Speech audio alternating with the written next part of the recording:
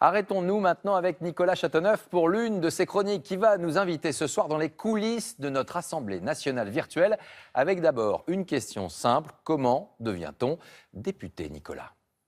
Oui Laurent, venez, je vous emmène dans l'hémicycle de l'Assemblée nationale. Dans ces travées vont bientôt siéger 577 députés, 539 pour la métropole, 27 pour l'outre-mer et 11 pour les Français de l'étranger. Chaque député est élu dans une circonscription qui doit théoriquement compter 125 000 habitants. En réalité, il y a d'importantes variations de population entre les circonscriptions. Le règlement stipule bien que le député représente la nation tout entière, mais dans les faits, il défend aussi les intérêts de sa circonscription. Son mandat dure 5 ans.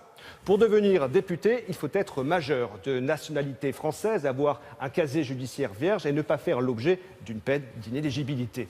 Certains hauts fonctionnaires, magistrats ou officiers militaires ne peuvent pas se présenter là où ils exercent. Mais la grande nouveauté cette année, c'est la loi sur le non-cumul des mandats. Dorénavant, un député ne peut pas être en même temps maire, maire adjoint, président ou vice-président de région ou de département. Résultat, un député sur 5 ne se représente pas, beaucoup d'autres vont devoir faire des choix et l'Assemblée va connaître un très profond renouvellement. Dans la précédente législature, plus de la moitié des députés étaient issus de la fonction publique. 15% étaient profession libérale, un député sur 4 était une députée et l'âge moyen était de 54 ans au début du mandat. Un député n'est pas tout à fait un citoyen comme les autres. Il bénéficie d'une immunité parlementaire, une bulle qui le protège au titre de la séparation des pouvoirs.